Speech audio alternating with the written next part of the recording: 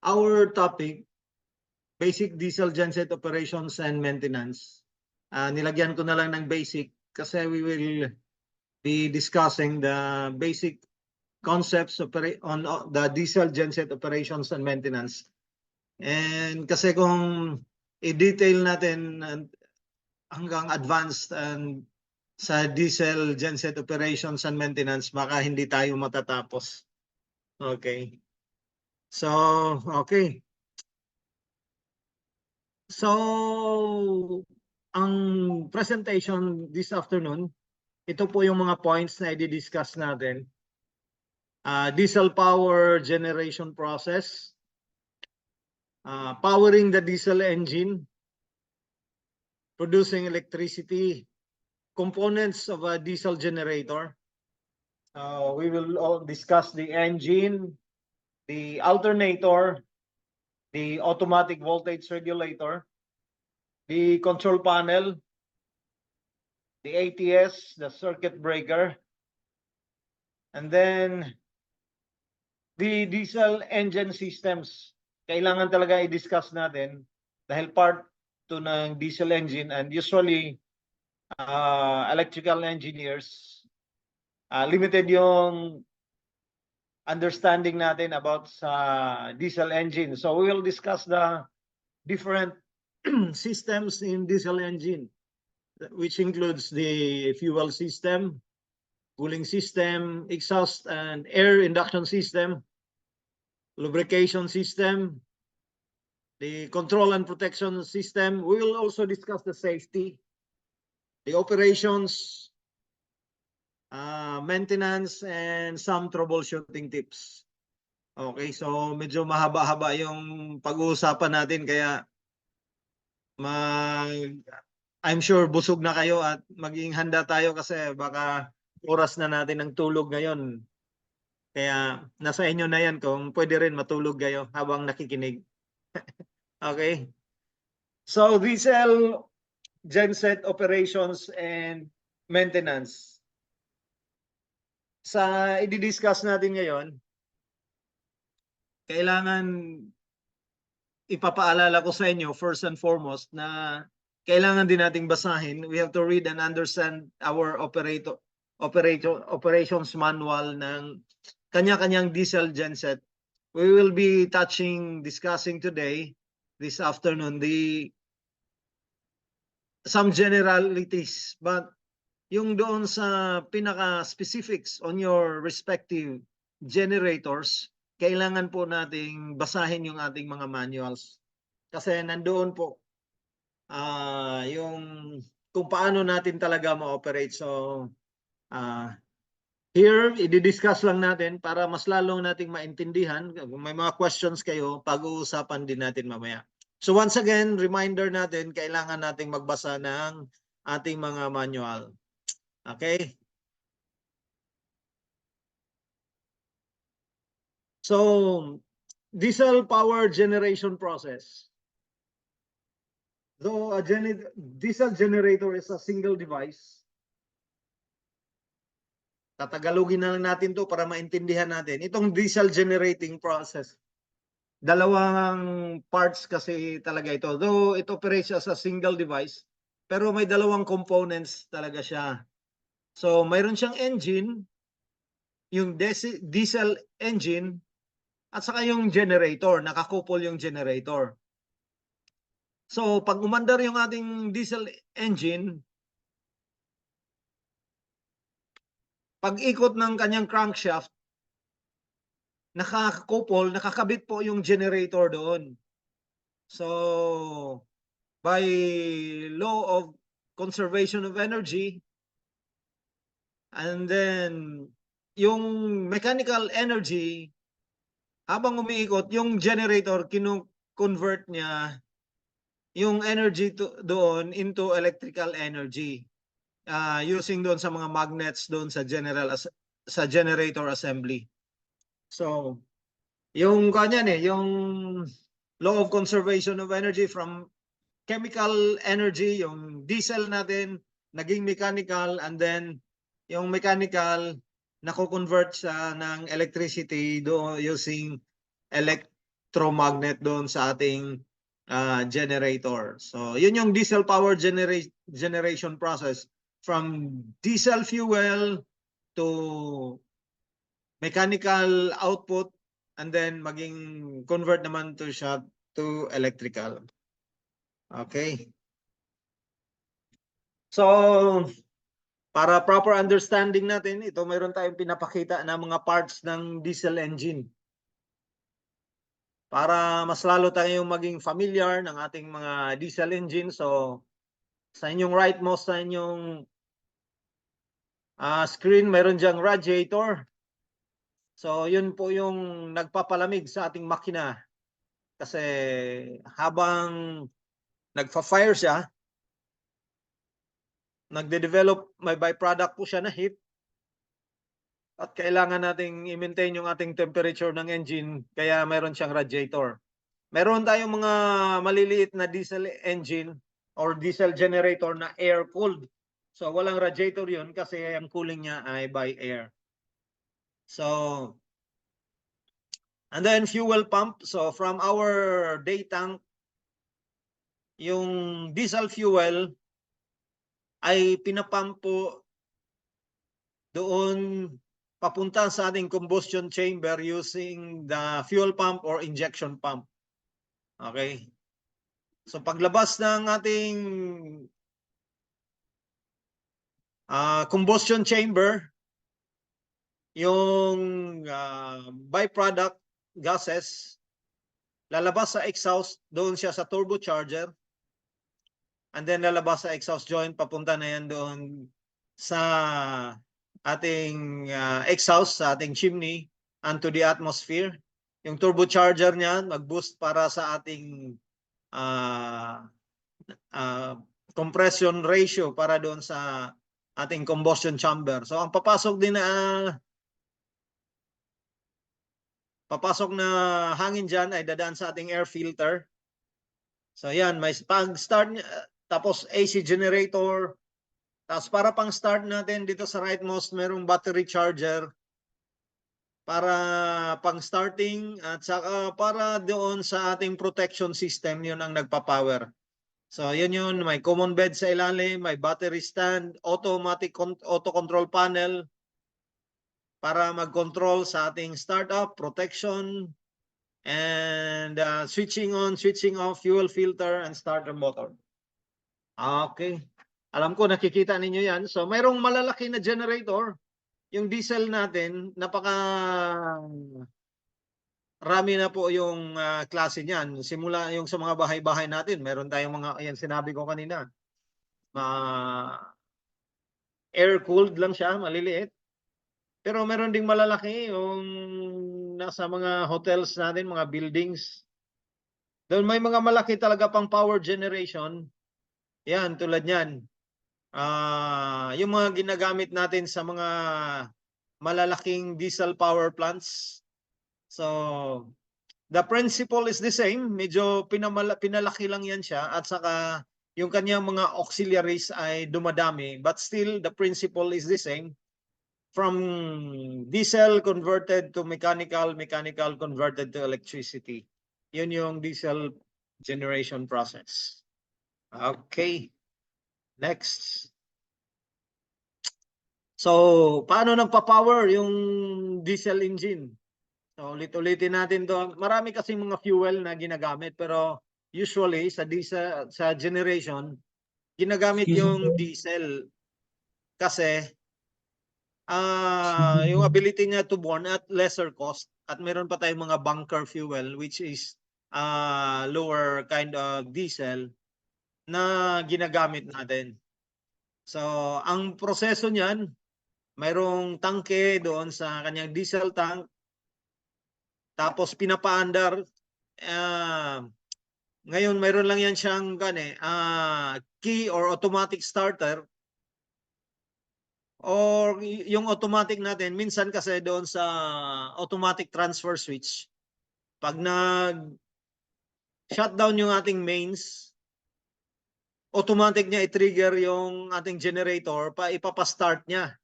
So, ang starting ng generator, either by means of an electric starter, or by means of an air starter. So yung mga usually yung mga malalaki natin, mayroon na yang mga air starting yung ginagamit nila, lalo na yung sa mga medium speed diesel engines. So pag numandar na yon, mayroon tayong tinatawag na governor para mananatili yung speed, yung revolution to maintain yung sa ating ating frequency. Mariregulate niya yung frequency at saka yung power na dinideliver ng ating generator is kailangan ma-regulate ng ating governor. Okay. Sa pagpo-produce ng electricity, ang generator, so importante kasi natin talaga ito maintindihan kasi during operations at lalong-lalo na sa ating pag-troubleshoot, kailangan natin maintindihan yung basic principle kung paano na generate yung electricity sa diesel generator. Kasi yung ating basic principle na maintindihan, yun yung magiging foundation para sa mga decision making natin during the course sa ating pag-operate, sa ating pag-maintain, sa ating pag-troubleshoot ng ating diesel generator. Okay. In the production of electricity, yung generator natin ay may mga magnetic field ko yan, itong tinatawag niya na rotor, and a stationary coil of wire called stator. So pag start ng engine, yung engine controller, mayroon po yun siyang circuitry doon at magdi-deliver ng voltage doon sa rotor galing sa ating mga AVR, either brushes or slip rings or rotating diodes. Yung sinasabi dito, noon kasi ang ginagamit niyan brushes or slip rings. Pero yung mga bago natin ngayon ay rotating diodes na ang ginagamit. So, ang magresulta ito nung creation ng regulated magnetic field around the rotor. So, alam ko na pag-aralan na natin to sa ating electrical machines. Pero as a review, para lagi nating maalala. So, yung magnetic field, its magnetic field cut across the stationary rotor, voltage is induced into the stator windings. Regulated current delivered to the rotor is called excitation current. So, importante yung excitation na yun kasi during our operations, during our troubleshooting, minsan nawawala yung voltage or ang voltahe fluctuating or nag-under voltage, nag-over voltage, dapat maintindihan natin yung ating excitation circuitry para matrace natin yung excitation current, paano yan nire-regulate doon sa kanya-kanya nating mga sistema, kanya-kanya nating mga generators. Kasi usually dyan nagkakaroon ng problema yung mga voltage problem natin. So excitation winding, unregulated AC output is delivered to an electronic voltage regulator via an excitation circuit breaker. So mayroon yung excitation current na yun, yun yung mag-i-excite. Okay. Tapos, when an electrical load is connected across the stator power windings, the circuit is completed and an electrical current will flow. The rotor's magnetic field also induces a voltage into the stator battery charged windings. Battery charged windings output is delivered to the battery charge rectifier, which changes AC to direct current. The rectified DC is then delivered to the unit battery to maintain the battery in a charged state. This can also be done by connecting a trickle charger across the stator windings. So yung ating battery, pwede yan mayroong charger dyan or mayroong alternator or may separate talaga na trickle charger. Trickle charger yun yung pina-plug natin sa outlet para tuloy-tuloy yung kanyang pag-charge ng ating starting battery whether the engine is running or not. Okay. Sa ating mga diesel generators, mayroon tatlong classification according to usage. Importante po na maintindihan natin ito para sa mula pa lang sa ating pagde-design or pag-purchase, pagbili mo ng ating generator na gagamitin, ay ma-specify na po natin itong klaseng generator. At pag na-specify mo yan, dapat sa paggamit mo, dapat according din doon sa specification sa klaseng generator. And sa operations, dapat nakabase dyan at maging doon sa iyong maintenance, dapat may i-consider din natin kung anong klase ng generator yung ginagamit. So number one, mayroon tayong diesel generator na tinatawag na standby power. So standby generators, ito po ay design pang emergency or during outage lang talaga. So short period of time lang siya. Ang kanyang operation ay backup power lang siya. Typically, limited lang siya yung number of hours per year. Sabi nga ng iba, 120 hours per year lang. And then load capacity, these generators are not meant to run continuous, usually operate at 70 to 100% of the rated capacity. Application commonly used in residential, commercial, and in industrial setting where power outages are infrequent and short. So, yung pang backup ito, pang sandalian lang pag may gun. Mga usually not more than 6 hours ganun na operation. So maintenance, since they are used infrequently, regular maintenance are crucial to ensure they are operational. Pero pag mga critical loads natin, usually pinagawa natin yan, mga weekly, pinapa-check at pinapa-run test pa talaga natin para to ensure na gumagana yung ating generator.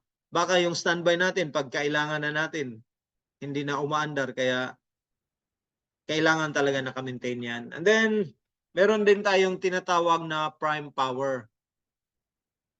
So, prime power, ang purpose po ng prime generators, ito po yung applications where the generator is the main source of power.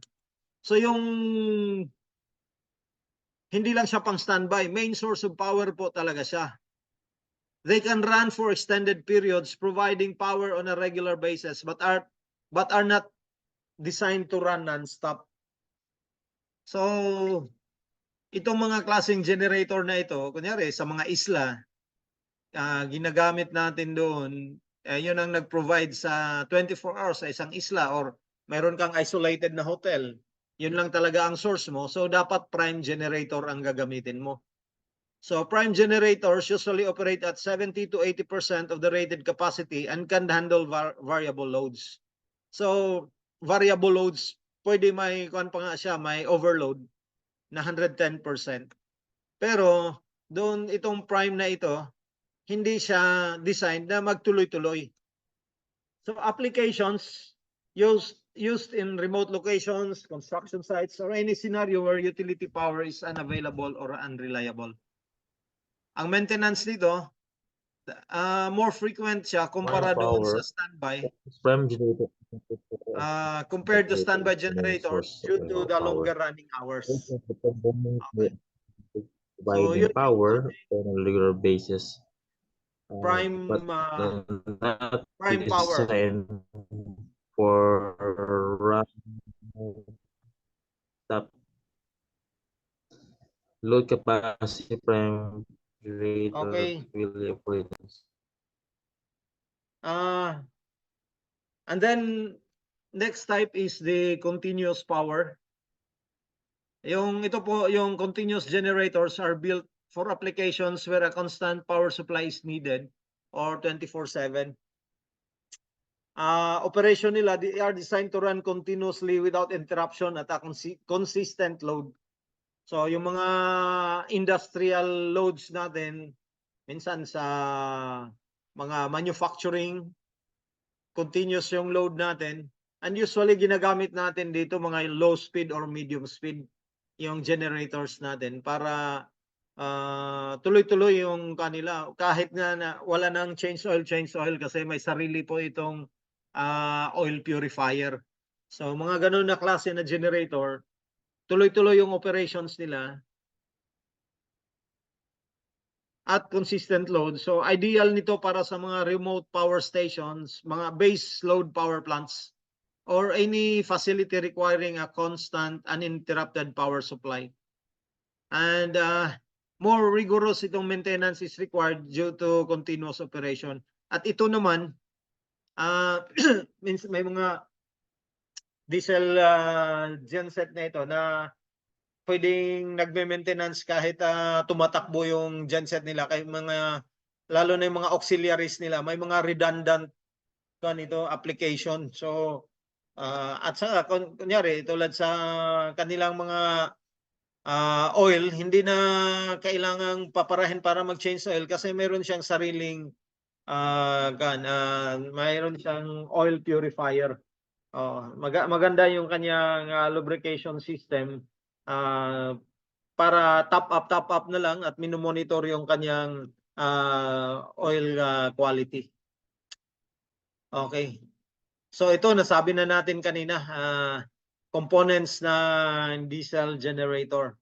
Engine, alternator, fuel system, voltage regulator, lubrication system, battery charger, control panel, main assembly.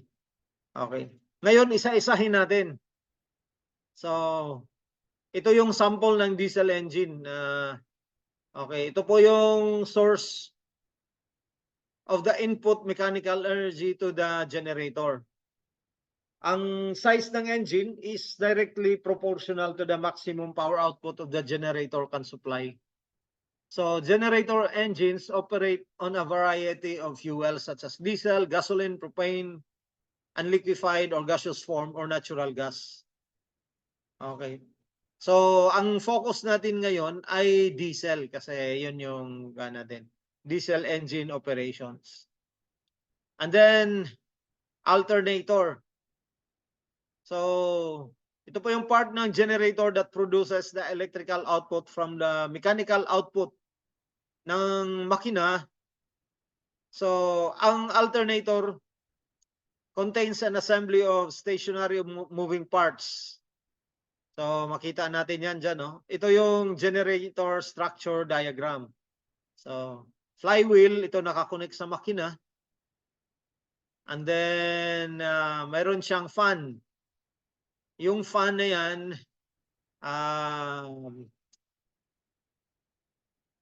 sinasak niya yung hangin mula doon sa exciter end, tapos ilabas niya dyan.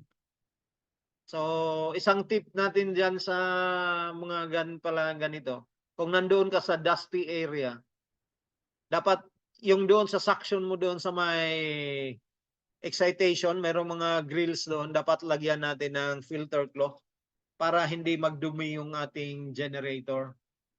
So yun kasi usually pag nagiging marumi yung ating generator, nagbi-build up yung alikabok doon sa mga windings, nagkakaroon ng moisture doon, yun na yung isang magiging dahilan para bababa yung ating insulation resistance between the windings.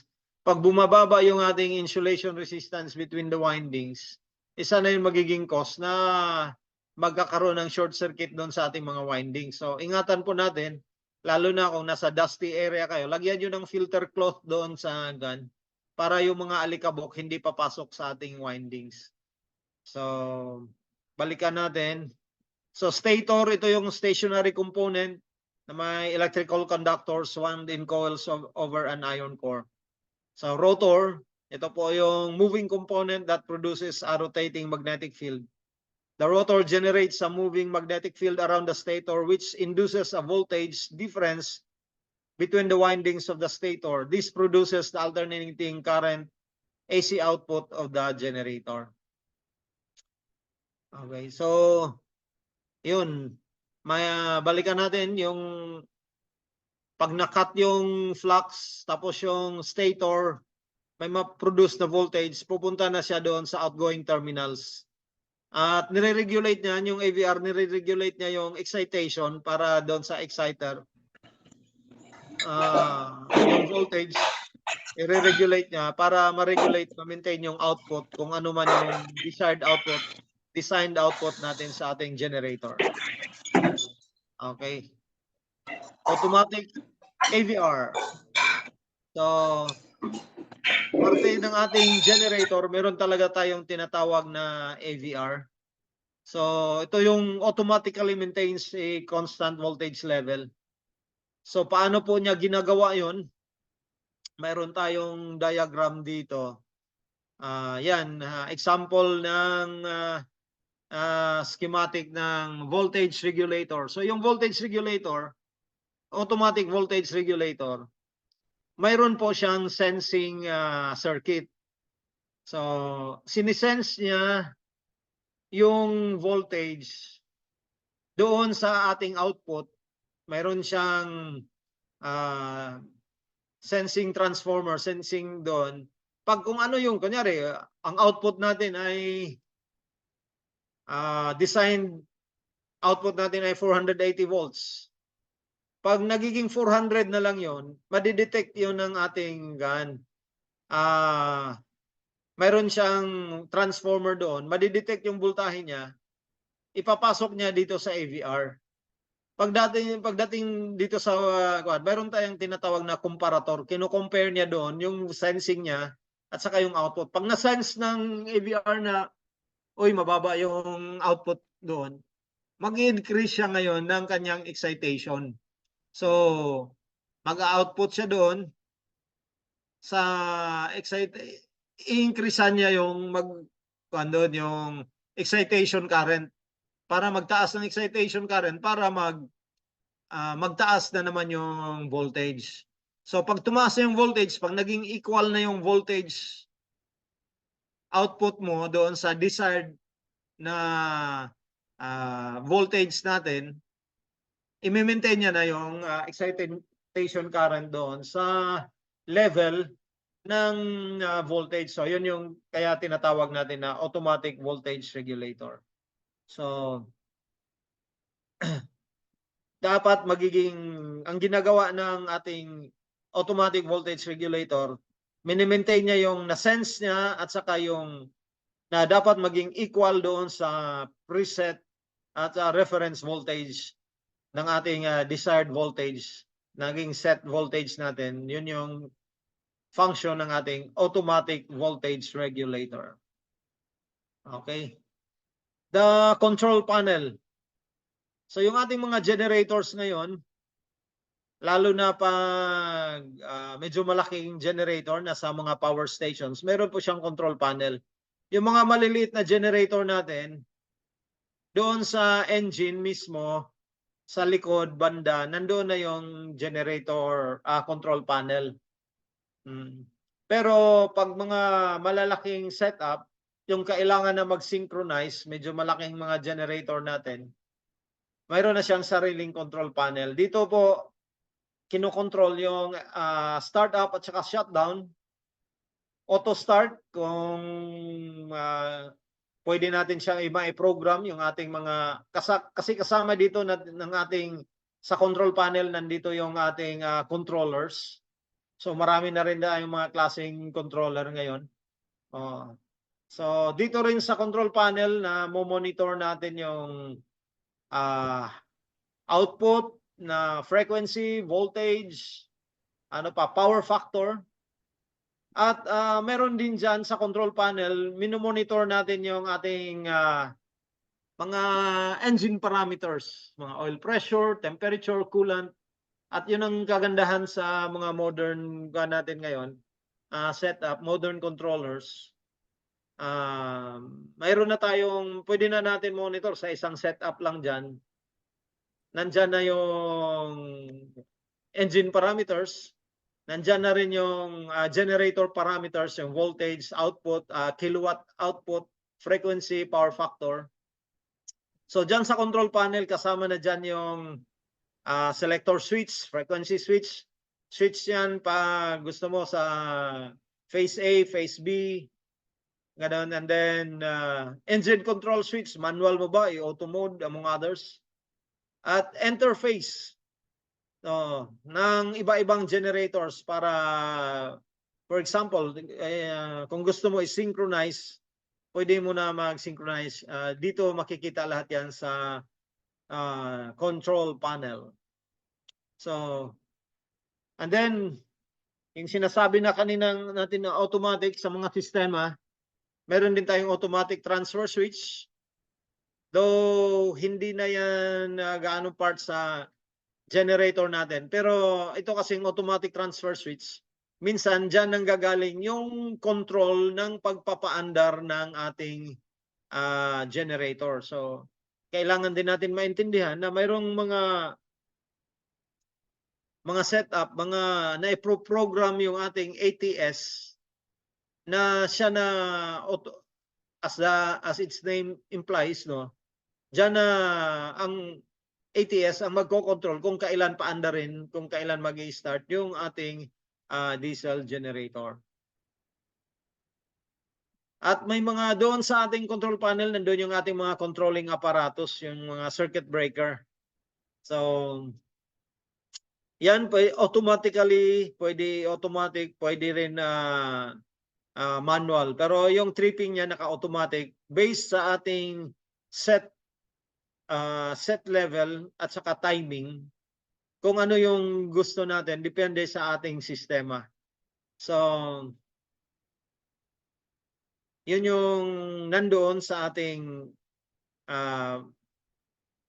control panel para mag-control sa output ng ating generator, yung ating circuit breakers.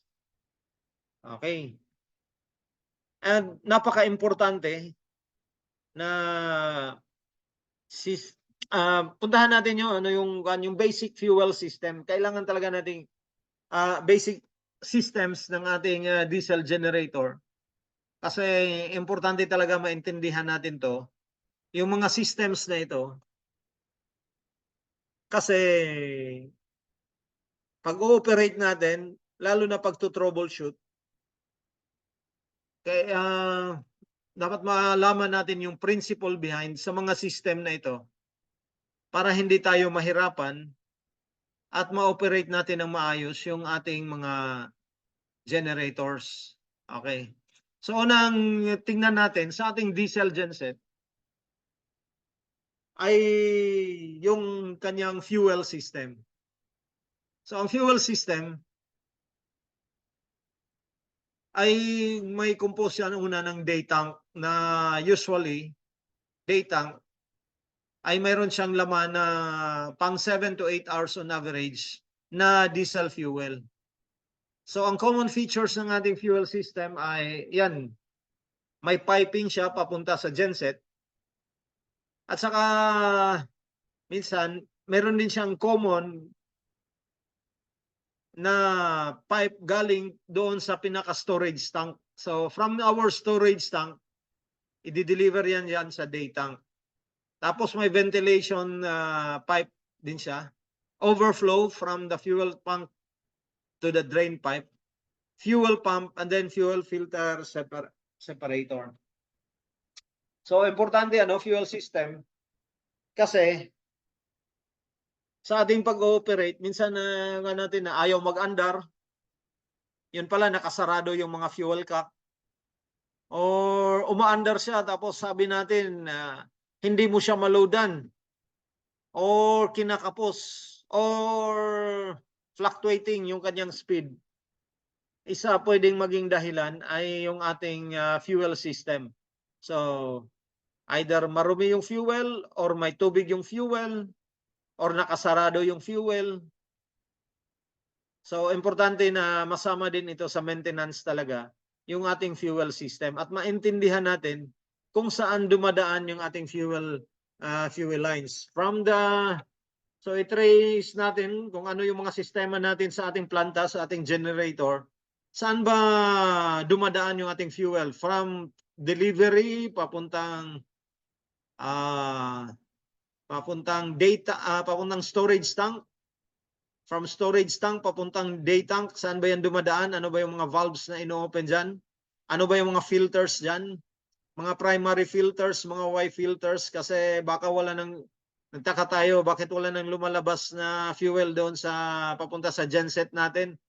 Yun pala, barado na rin ating mga filters or may tubig na dapat dinidrain natin yung separator. So, at ano ba yan? Minsan kasi pagdating doon sa may injection pump, may mga strainer pa pala doon. So, dapat i-familiarize natin ating mga sarili doon sa fuel system natin. Kasi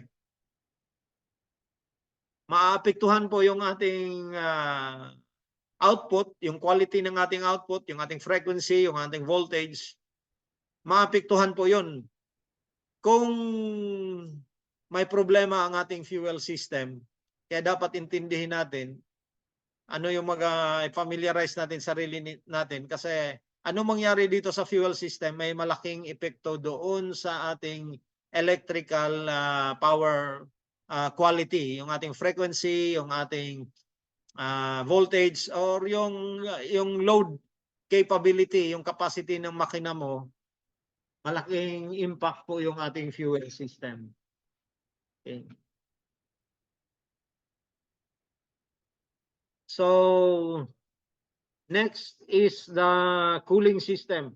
Yung kanina pinakita natin yung kanyon maliliit, mayroon tayong radiator, pero pag malalaking diesel systems, may mga cooling towers na yung ginagamit doon, malalaking radiator or malalaking cooling towers. The same principle para magpatuloy yung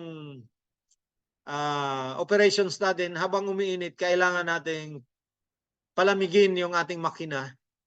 At nagagawa po yan using our cooling system, either by cooling tower, by cooling tower or radiators. So yan yung ating cooling system. At yung cooling system, namomonitor din yan doon sa ating control panel. Meron po tayo doong electronically, makikita po yan doon yung ating engine temperature. So, engine temperature. And then sa mga malalaking sistema, mayroon na yan silang manual na thermometer, analog thermometer, mechanical thermometer doon sa kanya-kanyang mga pagmalakihan na mayroong in at saka out, may mga temperature na yan na dapat nakapalaging naka-record sa ating operations logbook para maging basihan natin kung nagkaka-diferensya na yung mga temperature difference natin. Okay. And then exhaust system. Kasama sa ating exhaust system doon, yung maliit lang na kanina, yung ating turbocharger and then exhaust na. Pag malaki na rin ang smokestack. And then ganun din yun, yung fumes na ini-emit or nilalabas ng ating genset doon sa exhaust, just like any other diesel gasoline engines, may toxic chemicals kasi yan. Kaya ngayon, mayroon na tayo niyan na dapat naka-monitor yan, naka-emission yan. Tulad ng ating mga sasakyan, yung ating mga generators, lalo na pag malaki na, kailangan po yung naka-monitor yung quality ng ating exhaust gases. So yun yung exhaust system.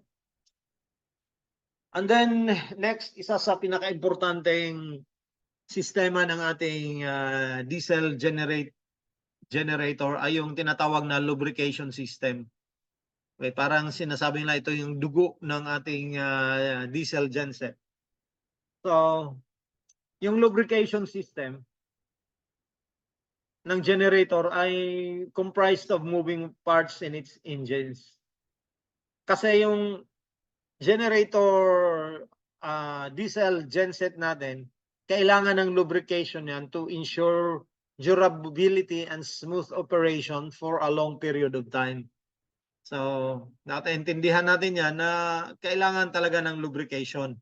Lalo na itong mga internal combustion engines, kailangan yan, mga moving parts yan, simula sa crankshaft hanggang doon sa mga piston, kailangan yan magiging smooth.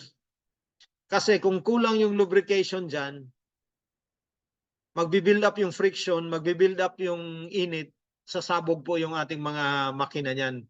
Mayroong mga instances na yan sa ating mga generators, yung term ng mga namintana.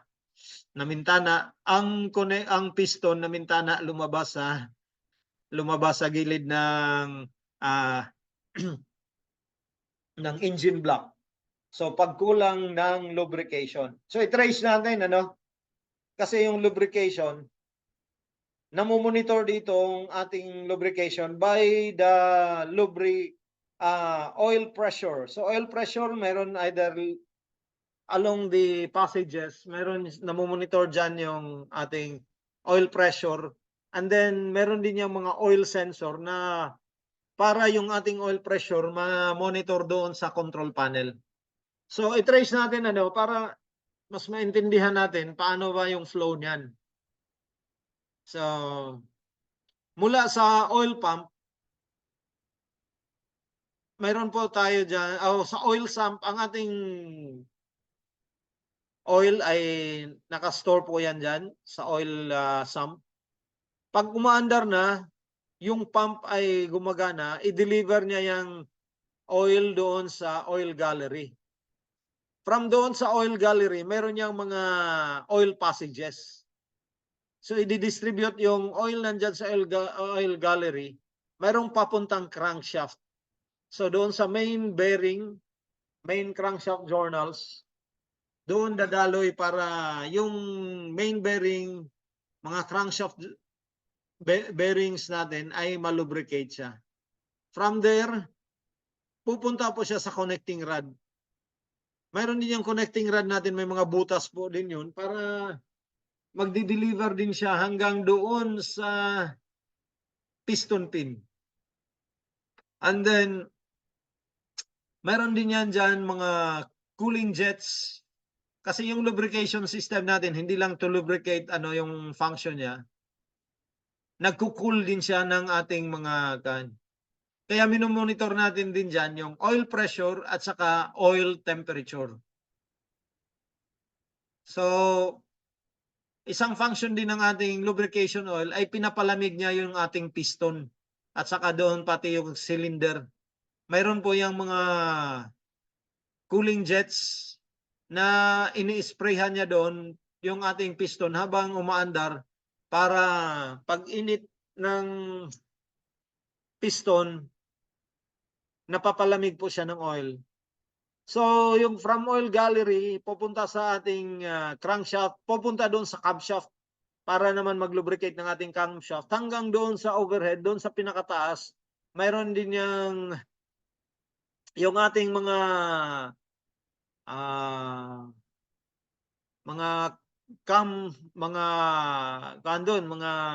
may mga piyesa doon sa ating cylinder head na nilulubricate. So yun. Tapos pagdating niya doon, yung mga rocker arm doon yan, doon sa taas, pinapalamig yan, nilulubricate ng ating oil. After nun, magbabalik yan sa sump and then magkakaroon ng strainer ulit, magkaroon ng filter, babalik doon sa filter. Tapos ganun, magsa-cycle lang siya. So may oil pressure switch yan, may oil temperature na nagmo-monitor niyan either mechanically, and then meron din yang transmitter, papunta siya doon sa ating control panel to monitor yung ating oil pressure, oil temperature. At a preset area, at a preset level, pwede yan siya mag-shutdown, mag-warning kung bumaba na yung pressure, or kung tumataas yung temperature, mag-warning siya. Kung nasa dangerous level na, ay magsa-shutdown pa ng ating makina. Depende kung ano na yung ating set oil pressure at saka set oil temperature. And next, isa sa mga importante talaga at malaki yung dito malaki yung modernization dito kumpara doon sa mga luma nating mga generator. So ito yung control and protection system. Maraming klase na ngayon, maraming modelo na generator controller. So ito ba yung generator control and protection system, which contains a microprocessor that can process and manipulate input from sensors to help provide feedback to the genset to monitor itself and manage processes such as voltage regulation, frequency regulation, synchronization, even startup and shutdown. So shutdown, so yung sinasabi dyan na microprocessor, so makita niyo on the right, mayroon siyang mga sensors. So ito, sa ilalim niya, mayroon niyang speed sensor, tinatawag na MPU sa iba, or magnetic pickup. Ito po yung pag-start natin, masisense niya yung RPM na doon sa ating flywheel. Magpo-produce siya ng pulse, tapos mag-i-input siya doon sa ating controller. Pag na-reach niya na yung tamang speed, say 60 Hz, 1,800 RPM, for example, yung ating controller ay magbibigay na siya ng signal doon sa ating governor control para yung kanyang fuel rack or fuel delivery niya ay i-control niya para ma-maintain na siya doon at 60 Hz. So, yun pag start dito, pindutin mo yung 1, automatic yan mag-start. Depende sa so ito yung starting process. Pag pindot mo ng start, mag-crank. Tapos yung fuel nun, magko-command yung governor na i-full niya para mag-start. Pag nag-start na, iikot na yung engine, mag-fire. Yung dito sa ating flywheel, masisense ng ating magnetic pickup na nag-60 Hz na siya. So, itigil niya na yung cranking and then i-maintain niya na yung fuel level. So, maraming advancement na itong ating controller ngayon. Ay nakukuha nito na po-program depende sa kanya-kanyang application. But usually sa mga standby generator natin, mayroon pa itong napo-program na tinatawag na ramp up. Pag start mo, magkuhan mo na siya, dahan-dahan siya na mag-increase ng kanyang frequency. Say, 500 RPM, tapos ilang seconds, mag 1,000 RPM, 1,500 hanggang ma-attain niya yung desired RPM. So, yun yung ramp up na kukuha niya na po-program sa ating mga controller. Ang ginagawa po natin yan kasi lalo na sa mga high-speed engines, mag-warm up tayo. Hindi na kasi minsan kung hindi mo na program yan or yung mga dati kasing mga controller, walang program ng ganyan. Pag start mo, diretso ka agad 1,800 RPM. So, hindi pa nakalubricate yung oil mo. Iinit na. Minsan, may mga cases po tayo na nagsisisure dahil sa sistema na ganun, na pag start, diretso ka agad 1,800 RPM and then diretso din ka agad ng load. So, hindi pa naka-circulate yung oil.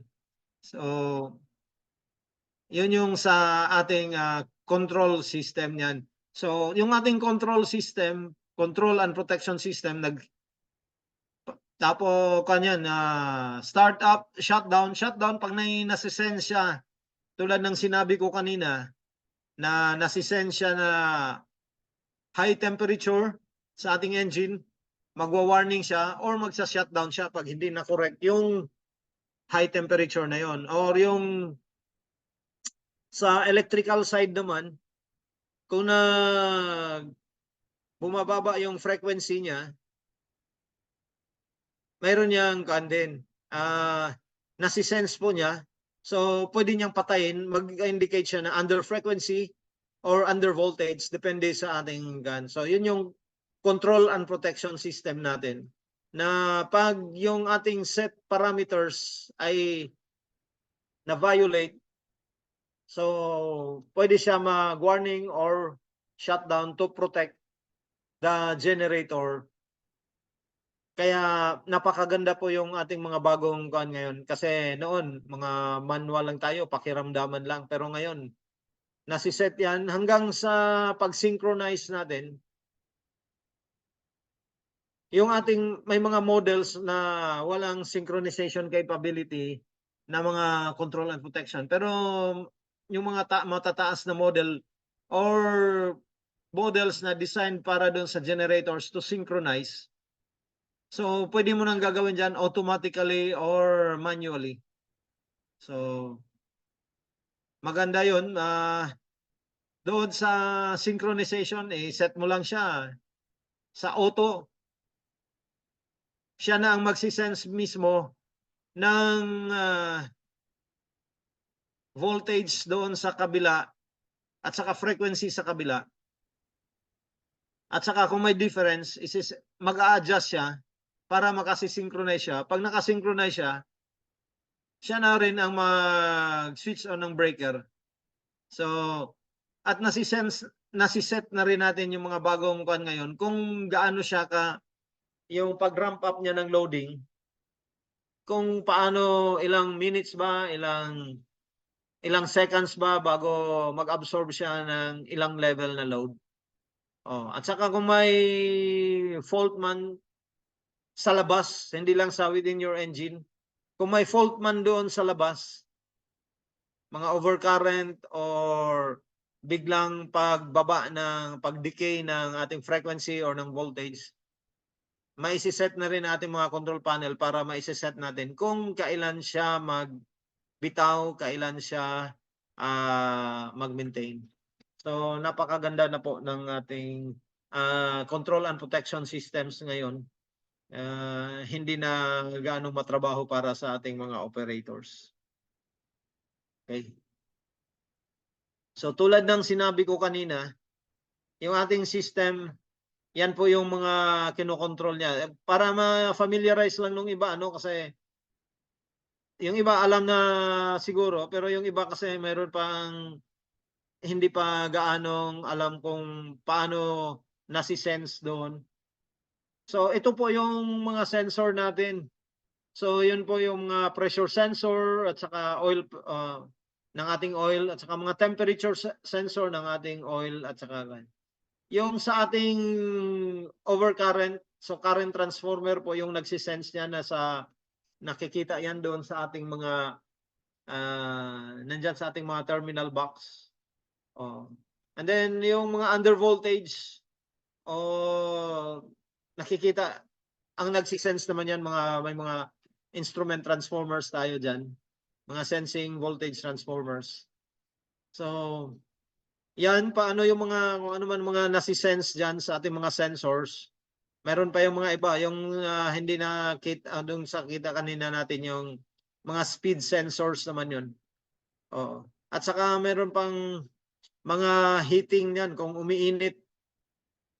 Meron pang mga yung winding temperature sensor, mga bearing temperature sensor, and so on and so forth. So, yun, nakalista po dyan. At saka pati nga pala mga oil level, mga fuel level, pwede mo natin i-automate na yan doon sa ating control and protection systems. Kunyari, nag-low fuel ka, automatic na yan.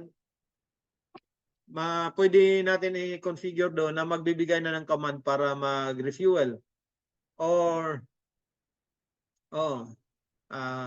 andyan yan, yung mga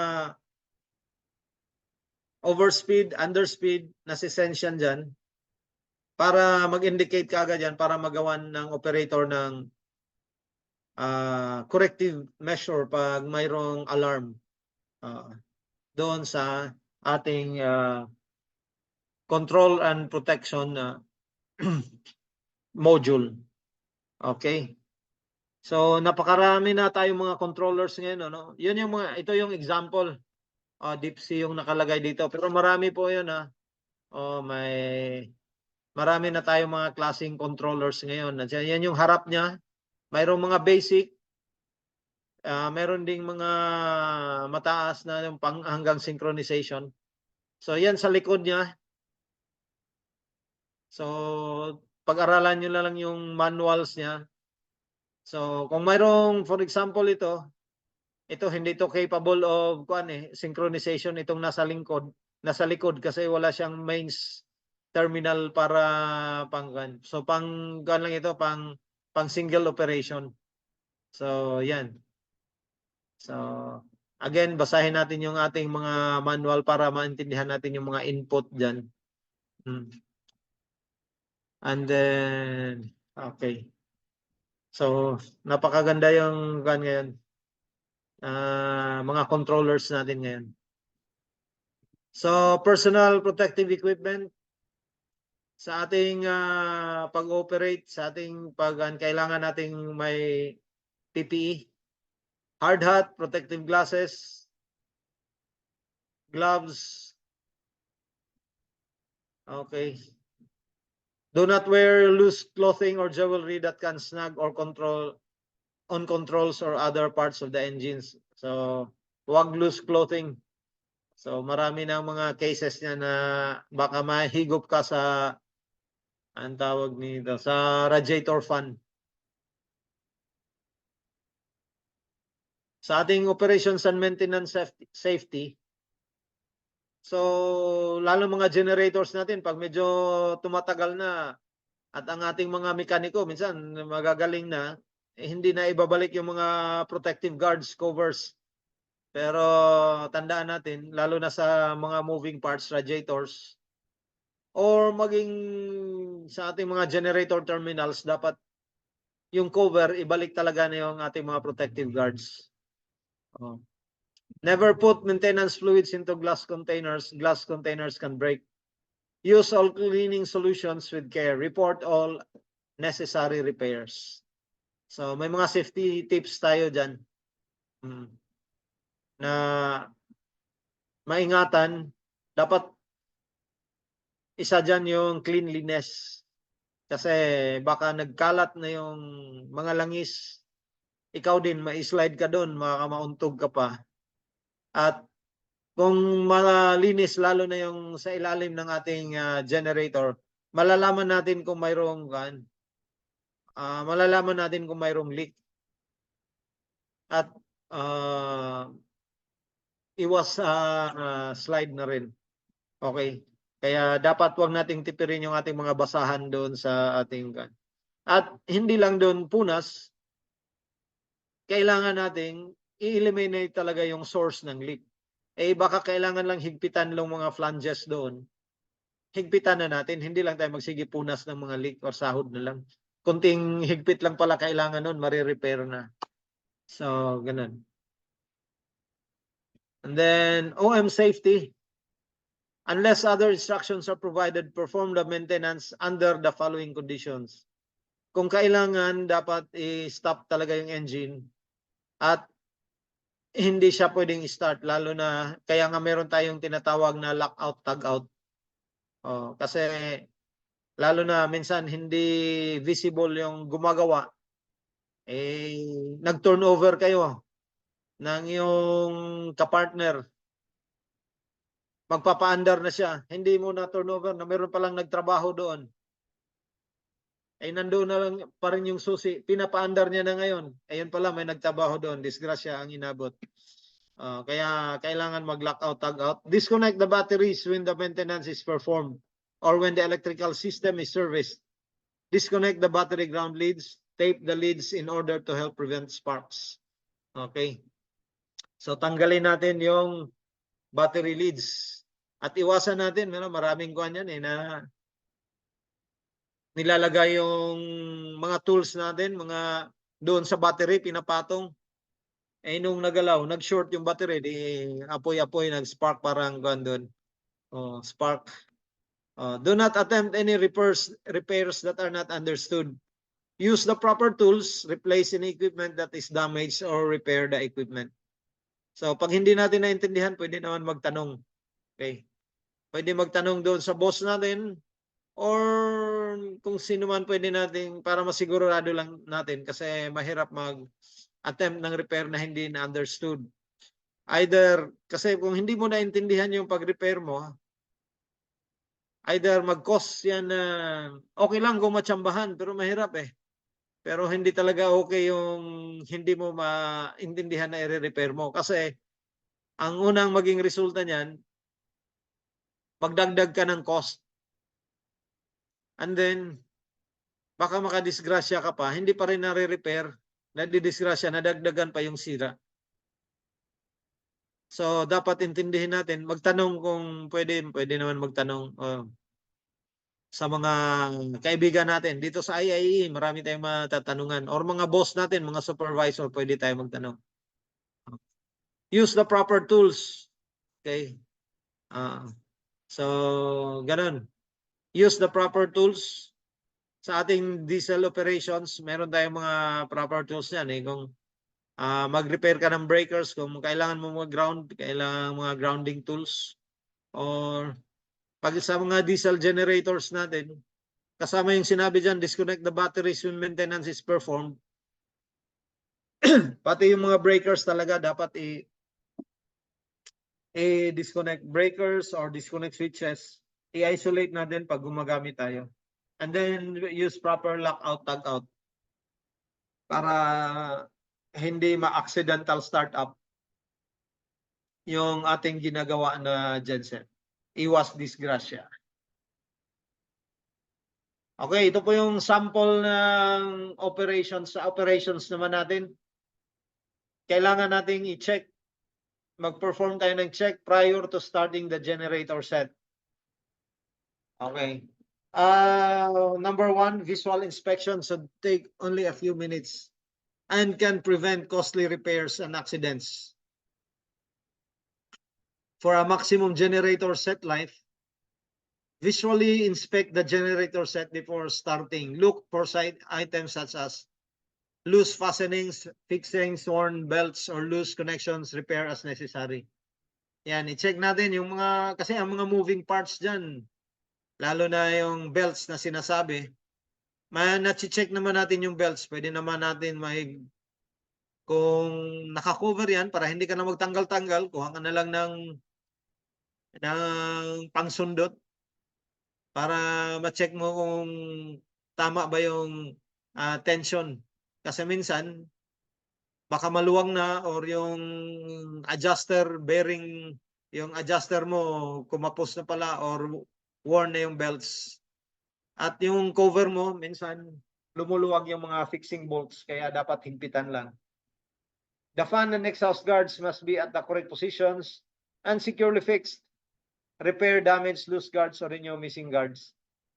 Yan, ulit-ulitin natin na yung mga guards talaga sa mechanical kasi makina natin kasi pag wala yan, maraming nadidisgrasya. At importante talaga yung mag-check kasi may mga nangyayari na hindi na-check. Yun pala, maluwag na yung fan belt, yung fan mismo, yung fan, yung mounting. Maluwag na pala. Nung pinaandar, ay di bumiga yung fan ganyan, yung fan mounting bolts. So kung nakita sana yon nung una, hindi na sana mangyari yon. So wipe clean all filler cups before the engine is serviced or fluids are topped up to reduce the chance of any contamination. So to prevent any contamination, kailangan nating maging malinis. And okay. Tuloy natin ang ating operations. Kung mayroong leak, coolant, lubricating oil or fuel, clean kaagad. If a leak is suspected, check the fluid levels frequently until the leak is found and repaired. Kaya importante yung pag-check ng ating mga lube oil at saka ating mga ng ating mga coolant. Kung daily or at i-record natin kasi mayroong nangyayari niya na pag-check mo, uy, nabawasan, ibig sabihin may leak. Meron ding panahon, uy, dumadami. Hindi naman ako nagdagdag or dapat nagbabawas. Bakit dumadami? So, dapat i-check natin yan kasi dumadami, mayroon na palang leak din yung mga injector, baka may halong crudo na yon or baka yung coolant mo lumalabas, nag-leak na doon sa sa sump mo, nagkahalo na ng may halo ng tubig or may halo ng crudo. Okay? So, kailangan nating ma-check yan palagi yung ating mga fluids. Accumulated grease and or oil in an engine is a fire hazard. Remove it by steam cleaning or by the use of high pressure water jet. Avoid high pressure water on the electrical components. Provide suitable protection where possible. Okay. So, dapat maging malinis lang yung sinasabi dyan. Yung mga flammables, oil, grease, dapat alisin. At huwag naman nating i-pressurize kung mayroon nandoon sa mga electrical components. Ensure that coolant pipes are fitted correctly and that they are secure. Check for leaks. Check the condition of all pipes for split or sign of rubbing. Okay. Minsan kasi nagmamadali na, hindi na natin na ibabalik minsan yung mga fixing bolts or mga clamps. Pero importante po yun. Dapat maibalik natin. Kasi kung hindi natin ibabalik yun, either, for example, yung sa high pressure pipes ng ating mga generator, minsan kasi hindi na naibabalik. Pag hindi natin naibabalik yung ating mga clamps, nagva-vibrate po yung ating mga pipes. Pag nagva-vibrate ng ating mga pipes, bibigay po yun doon sa may puno. Kaya putol na naman yung ating high pressure pipe. At pag mali naman yung pagka-mount natin, yung sinasabi dyan, pipes or splits or signs of rubbing, kumikis-kis ba? Yung nagkikiskisan na rin ating mga pipes, ay tingnan natin, pag nagkiskisan yan, isang magiging source yan na doon magkakaroon ng leak. Sa ating mga fluid levels, check the engine oil and coolant levels. Replenish as necessary. So again, sinasabi dito, tingnan natin na yung handbook kung anong level. At saka yung dapat yung recommended type of fluid lang ang gagamitin natin. Okay, sample ito ng mga logbook, log sheet. Pero importante din sa recording ng ating operations, kailangan talaga natin i-record properly yung ating operations and maintenance. Ano yung trouble, anong oras nag-start, kailan ka nagdagdag, kailan ka turn on, ano yung load, ano yung oil pressure, either hourly, mag-record tayo during startup, during shutdown. Kasi magiging basihan po yon sa ating pag-analyze kung mayroon mga trouble at magiging reference po siya sa mga corrective actions na ating gagawin. So, importante mag-record at mag-logbook sa ating mga operations. Now, punta naman tayo sa ating maintenance. Good maintenance program is the key to long generator set life. Maintenance and service should only be carried out by qualified technicians. Records of this work should be kept to aid in developing an efficient maintenance program. So again, kailangan talagang maayos na maintenance pag gusto nating mapakinabangan ng matagal yung ating equipment. And records, so I cannot overemphasize the importance of the records para may sinasabi dyan para ma-develop natin yung efficient maintenance program. Kasi i-record natin, mag-base muna tayo doon sa time-based, mag-base tayo sa ating sinasabi kung kailan tayo mag-maintenance, kailan tayo magpalit ng filter, kailan tayo magpalit ng oil filter, air filter, fuel filter, based sa manual. Okay, in general, the generator should be kept clean. Do not permit liquids such as fuel or oil film to accumulate on any internal or external surfaces or on or under or around any acoustic material if fitted. Wipe down surfaces using an aqueous industrial cleaner.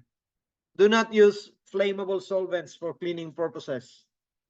Any acoustic material with a protective covering that has been torn or punctured should be replaced immediately. To prevent accumulation of liquids or oil film within the material. So ito yung sinasabi, yung mga sound absorbent, yung mga ginagamit natin ngayon, yung mga silent type, may mga may mga acoustic material sa loob.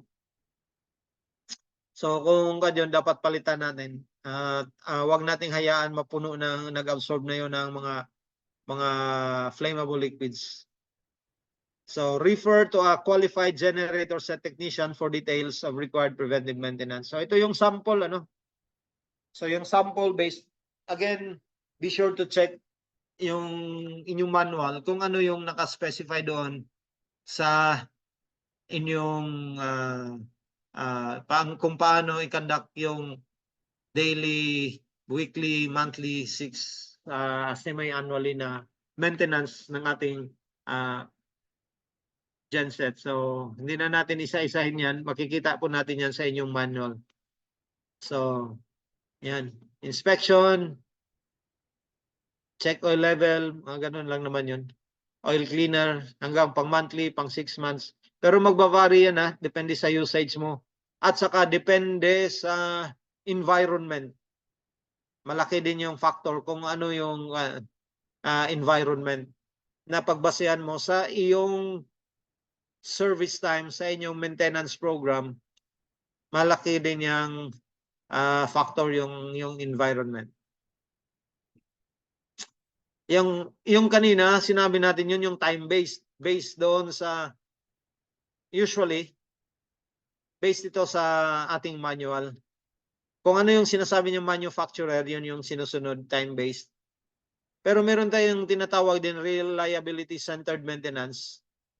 Or ito yung process that ensures maintenance tasks are performed in an efficient, cost-effective, reliable, and safe manner.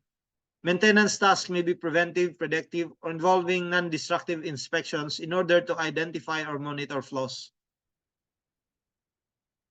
RCM is one component of a comprehensive cradle-to-grave asset integrity management program. Likewise, an effective RCM program is one that will document the entire process throughout the system, equipment or component life cycle for every asset in the facility. The purpose of RCM is to ensure maintenance and inspection tasks are centered around improving the reliability and safety of the equipment. Ang sinasabi lang natin dito, itong sa reliability-centered maintenance, lalo kung ito po yung na madi-develop, di ba sinabi natin kanina, dito sa first paragraph, records of this work should be kept to aid in developing an efficient maintenance program. Kasi from time-based, dapat mag-evolve tayo doon sa reliability-centered. So based on your record, yun yung basihan mo para mag-develop ka ng mas efficient, mas economical na maintenance program. For example, doon sa time-based maintenance mo, nakasabi doon na check clean air filter weekly. Tapos change air cleaner element every 6 months. Every 6 months ka mag-share na. Pero in actuality, nandoon ka sa mine site, naka-assign. Yung generator mo nandoon sa dusty environment. Maghintay ka pa ba ng 6 months? Magpalit ng fuel na magpalit ng air filter na 1 buwan pa lang, barado na yung air filter mo . So, dapat hindi ka na maghintay doon. Or sinasabi naman niya dyan, dapat nagbanggit pa siya na si Rico kasi sir, nakahiga dyan, nakaantusay. Pag Kaya nga siguro wala yung si Rico . Kasi dinala niya yung pallet truck. Ikakarga sana si Rico dun sa pallet truck. Kasi nga sir, nakahiga doon. Di parang pinagtitripan si Rico, kaya nagwala siguro si Rico. Ngayon sabi niya, ako nga na parang ano yung Excuse me, katawan sir, ko. meron bang nagandin? May Gumaganon siya, bihit siya. Laki-laki ng katawan. Kaya yung. Doon pa lang, ano na rin siya. Sabi Okay. ko, sabi ko sa kanya, si Rico excuse kasi. me, no, bago tayo magpatuloy, yung mga kung may question kayo, di kuan lang natin muna. Or kung may iba kayong discussion sa paki-mute lang muna kung may ibang discussion para hindi tayo ma-disturb. Okay. So, balik tayo. Sa time-based management natin, sinasabi dyan na mag-change ka nga ng filter every 6 months. Pero yung example natin, kung nasa kung nasa mine site ka or nasa quarry, maalikabok, hindi ka naabutan doon, dapat magpalit ka na. So dapat naka-record yan para hindi ka naaabutan doon, hindi ka na mag-back down yung genset mo. Hindi tuloy-tuloy yung operations. Or kung nandoon ka naman sa isang lugar na wala namang dust doon, pag-check mo after 6 months, okay pa naman yung air cleaner mo, ay di wag ka muna magpalit ng air cleaner mo. Doon ka na baka annually ka na magpalit. So, ibig sabihin, pag na-record mo ng maayos yan, pagdating makaka-develop ka ng sarili mong maintenance program base sa context kung saan ka nakalagay, kung ano yung sitwasyon mo.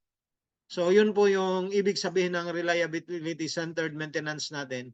Kaya pag-aaralan natin yung ating time-based maintenance, i-record natin para pag-aralan natin yan, para ma-develop natin kung ano ba talaga ang tama para doon applicable kung ano tayong sitwasyon. Okay? So, yun lang po yung ibig sabihin nun. Pero from the start, kailangan natin magsimula doon sa time-based maintenance program kung ano yung na-prescribe doon sa ating manual ng ating genset. But in the long run, nasa atin po yun bilang mga operators, nasa atin po yun nagme-maintenance kung ano ba talaga ang dapat na gagawin natin para maiwasan natin yung mga unscheduled breakdown at makakatipid tayo. Yung tulad ng example ko kanina na nasa dusty environment ka, huwag ka na maghintay ng 6 months. Kasi baka wala pang 6 months, barado na yung air filter mo, hindi na mag-function ng maayos yung generator mo. So kung every 3 months pala, kailangan ka na, ay di baguhin mo na yung maintenance mo na time-based na hanggang 6 months pa. I-earlier mo na yon base doon sa record mo na nakikita mo, base doon sa sitwasyon kung saan ka naroroon. Okay. Next is troubleshooting. Ito po, ibibigay natin mga konting tips lang at kanya-kanyang kuan talaga. Iba-ibang sitwasyon, iba-iba talaga. Pero yung mga basic natin ay ibibigay natin. Pero kanya-kanyang setup, kanya-kanyang system. Kaya i-emphasize natin na kung saan man tayo nag-operate, dapat talaga intindihin natin yung kabuuan ng ating system para kung naintindihan natin yung kabuuan ng ating system, kabuuan ng ating equipment, mas madali po nating makapag-troubleshoot. Okay, troubleshooting is a process of discovering true cause by eliminating other possibilities. So, ito yung some basic rules to follow. Number 1, i-check natin yung complaint yourself. O, kung hindi ikaw nag-operate, kung nasa maintenance ka, i-check mo rin talaga yung complaint yourself. Oo. Kasi, minsan, may makikita ka kasi na hindi na i-report eh. Kaya, parang, mas maganda yung i-check mo talaga yourself kung ikaw yung magto-troubleshoot. Pero sa ngayon, meron na tayong mga, di ba, mga video call lang. Minsan, nagagawa ng mga magagaling. Nagagawa rin yan. Depende rin sa kausap doon sa site at saka depende sa klase ng trouble. So, pero pag nagkaintindihan kayo, kaya naman, meron namang nangyayari na online lang, telephone lang na ito troubleshoot. So, depende sa pero ang lang doon na kailangan ma-check mo yourself or maintindihan mo yung mga, kasi may mga factors eh. Oo, may mga factors na may mga factors na pwede mo maging basihan sa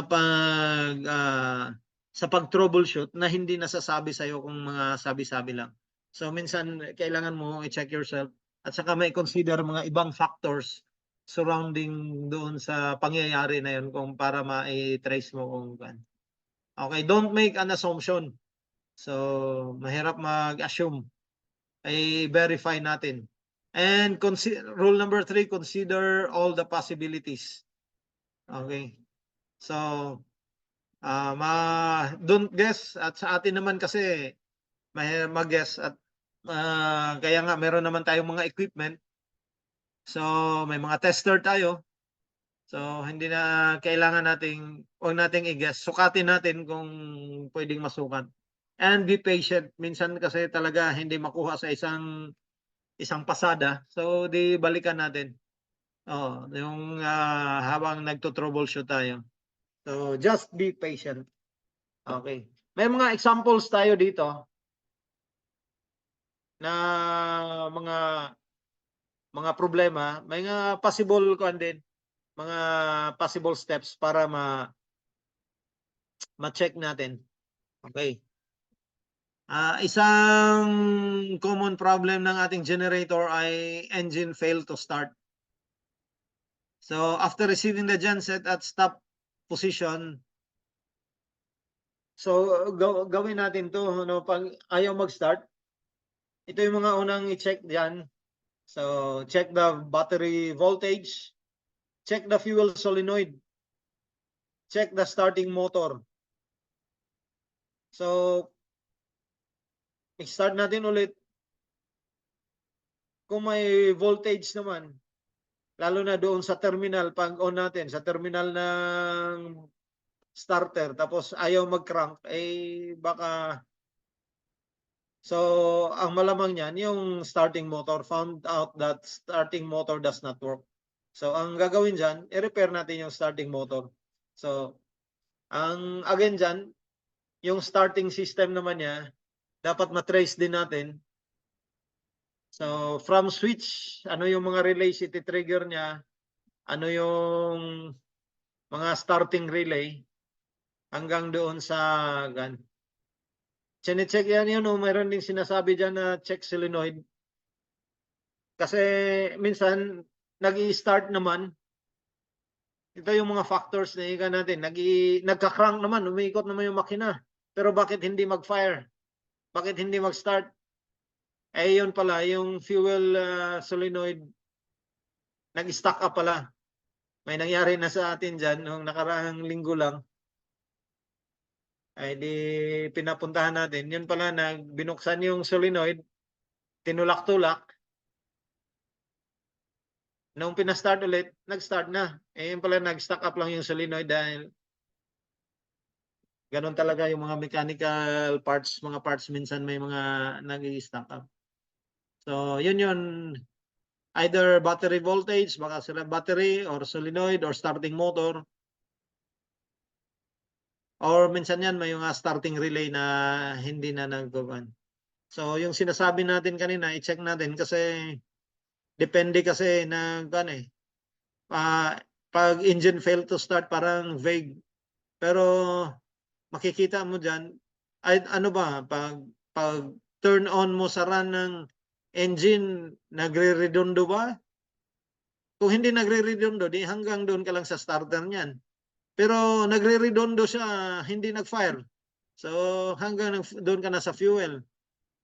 Or kung nag-fire naman siya, pag start mo, nag-fire naman siya, tapos namamatay.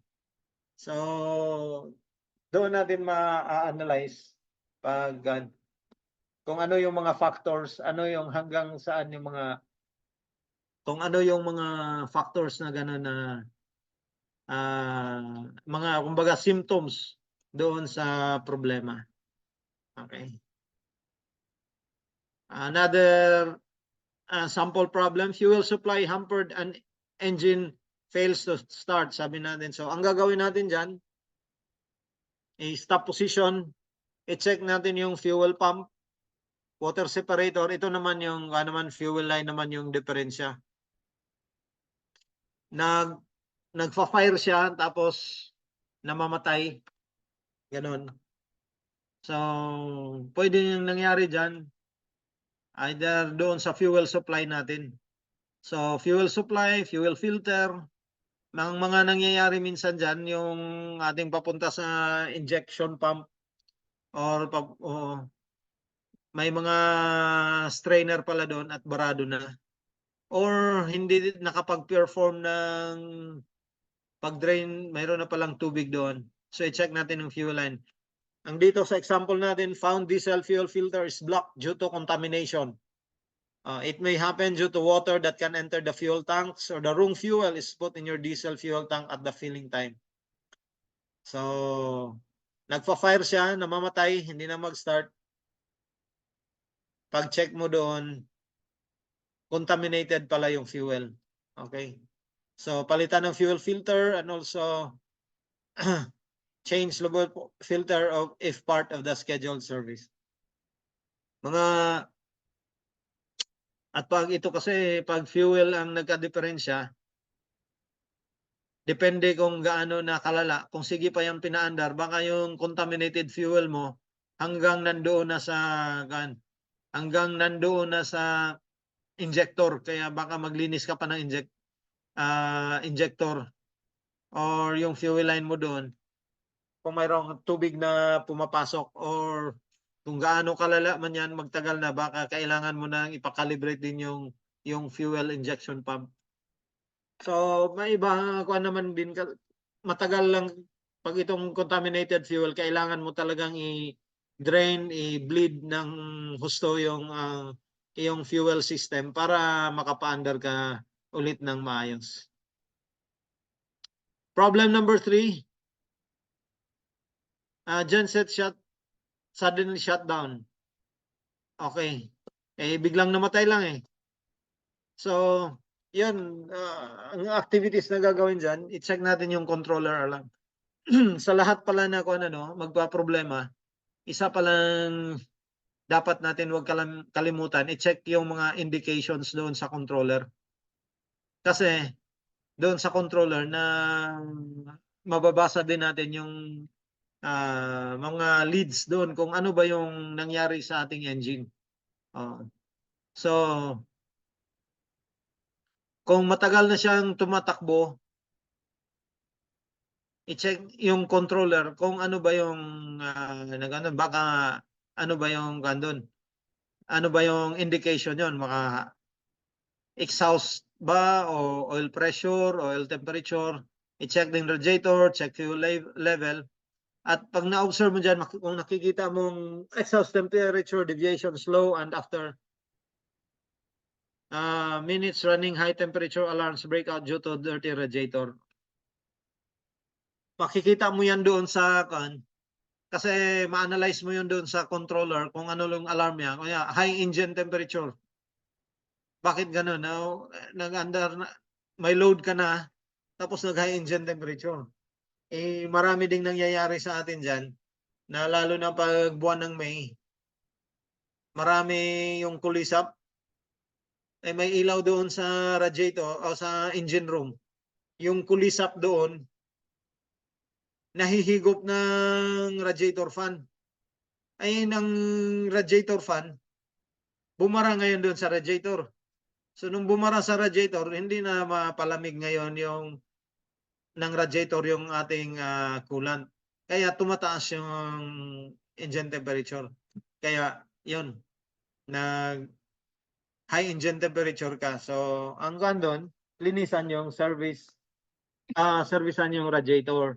I-check natin na hindi lang kulisap yung makabara dyan. Minsan, yung sinasabi natin, yung mga kung nasa yung mga silent type generator, minsan yung mga acoustic material, minsan nahihigop din or ano mga bagay nahihigop ng radiator fan. At pati alikabok, pag nahihigop yan doon, pag puno na ng alikabok, kailangan na ng linis ng radiator. So, i-monitor natin yan. Okay.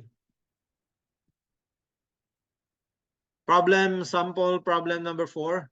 Exhaust temperature of cylinder is high and black smoke out. Yan, lalo na yung mga makinang malalaking genset natin. May kanya-kanya kasi yung exhaust temperature per cylinder. Pero doon sa mga wala, so makikita mo lang black smoke out. So, yan, ulit gagawin natin. Minsan nangyayari dyan, i-check natin yung air filter. Tapos, fuel filter din at saka fuel line. I-check din mga diesel injectors. Minsan kasi yung black smoke na yan, kaya ugaliin din natin sa ating operations na tingnan natin yung usok ng ating makina. Kasi doon mo malalaman kung magsimtam din yan, kung itim, kung puti, kung blue. May kanya-kanyang ibig sabihin po yung usok dyan. Ito, nag-black smoke siya. So, ang ibig sabihin kasi ng black smoke, mayroon dyan baka fuel ratio, air to fuel ratio imbalance. So, ibig sabihin marami masyado yung diesel tapos kulang ng hangin. So, mga ganun dyan. Ibig sabihin nun, baka ang nakita dito, yung air filter mo, barado na. Yung mga genset natin, merong mga indicator yan eh. Yung iba siguro wala. Pero may ibang mga genset na models na doon sa air intake niya, mayroong air indicator. Pag pumula na yon, ibig sabihin barado na. Na hihigop niya na, ibig sabihin yung vacuum niya, yung pressure, negative pressure niya ay mataas na. So, barado na yung fuel filter mo. Dapat nagpalit ka na ng fuel filter. So, isa yan, pag black smoke, ibig sabihin yun, unburned diesel, black smoke. So, lagi natin tandaan yan. Pag blue, ano ba yun? Ibig sabihin, burned lube oil. Yun, yung lube oil na nandoon. And then, pag puti, ano naman yung ibig sabihin? Pag puti, ibig sabihin, may steam. Steam, may tubig doon sa So, isa yan, bantayan natin yung ating smoke sa ating mga diesel engines. So, yan yung mayroon niyang dyan.